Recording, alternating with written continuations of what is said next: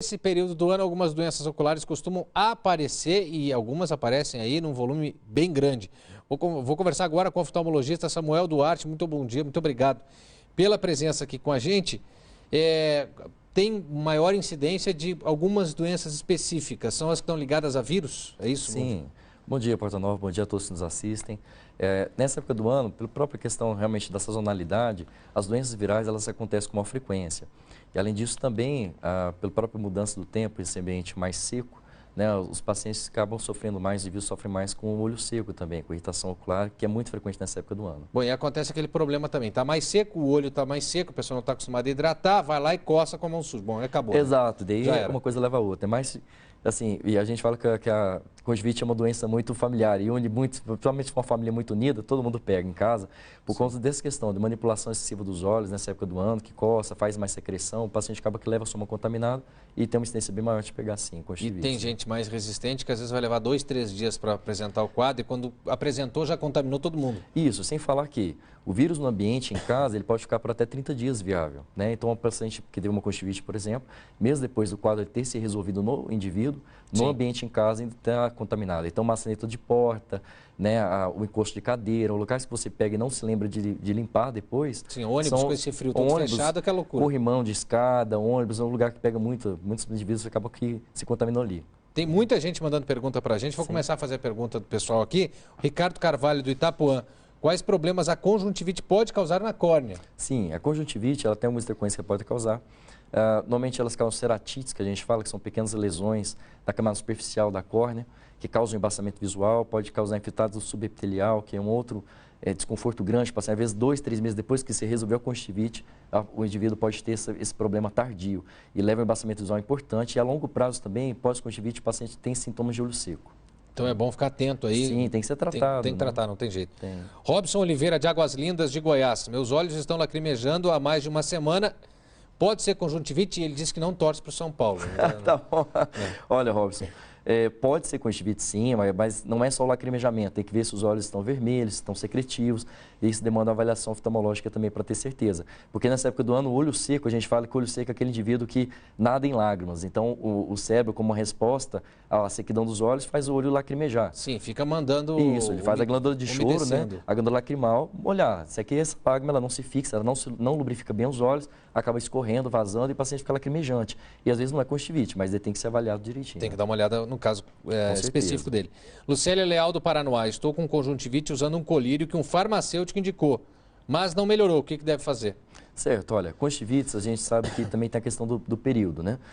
Conjuntivites por vírus, elas podem durar por muito tempo, inclusive se tiver intercorrência, às vezes mais do que 30 dias. Ah, é? A gente tem a impressão que conjuntivites são todas muito rápidas, pois né? é. E às vezes não, né? Principalmente as virais são muito demoradas, pode ter membranas também, então tem complicações.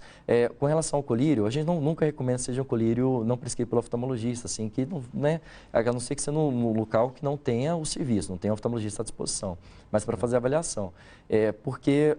Em alguns casos a gente entra com antibiótico, em outros casos não, em outro caso é lubrificante, em outro caso não, em outro caso tem corticoide e outros não, se usar faz até pior, né? Em não tendo uma orientação, pode usar só o lubrificante, é melhor do que não usar nada? Sim, a lágrima artificial, não é colírio que tenha vasoconstritor. A lágrima artificial, sim, o indivíduo poderia usar sem qualquer pessoa pode usar? Sim, é claro, caso tenha algum desconforto, vermelho os olhos, alguma alergia, porque às vezes o próprio conservante do colírio pode causar o desconforto, né? Nesse caso também tem que interromper e procurar atendimento, né? Certo. A Heloísa de Águas Claras, quando olho as coisas muito perto, a minha vista fica embaçada. Já tenho astigmatismo, isso pode ser algum outro problema? Sim, Heloísa. A questão, faltou só um dado seu aí, talvez sua idade. Sim. Depois, próximo dos 40 anos, 39, 38, alguns indivíduos começam a ter o que a gente chama de presbiopia. O pessoal fala de vista cansada, a doença do braço curto, né? Começa a afastar a mão. Sim. Pode ser algum problema, às vezes não é só o astigmatismo mais. Às vezes pode ser a questão da vista cansada da idade mesmo. E aquele cara que compra um pau de selfie não é para fazer foto, é para poder ler colocar... a receita. Exatamente. Tá?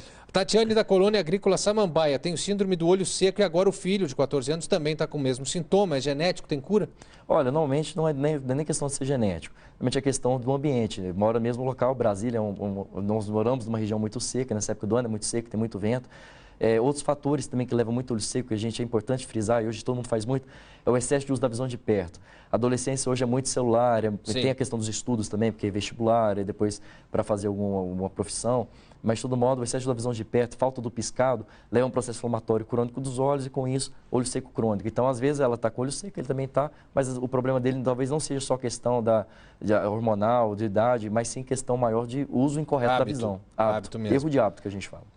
Roberta Guimarães, do Grande Colorado. Atenção, cenas fortes agora. Ela cortou o olho com uma folha de papel. Olha só, imagina a dor que é isso.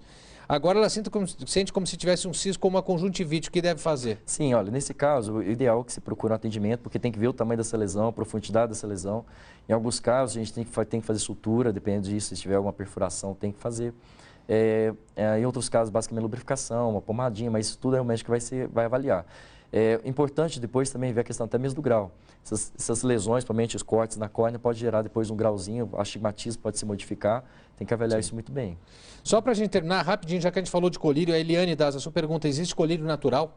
Não, na verdade, a gente escuta de tudo, né? Sim. Na verdade, a gente não usa esse termo colírio natural, a gente gosta de usar normalmente colírio, que a gente sabe como é que ele funciona, passou por testes farmacêuticos. A gente libera qualquer medicação no mercado, ele é submetido por vários testes, em várias fases. Sim. Isso a gente tem mais segurança. Então, não tem, a gente que usa basicamente que seria mais seguro é o lubrificante, a lágrima artificial. Isso a gente tem mais segurança, mas de todo modo nenhum é natural. Tá certo.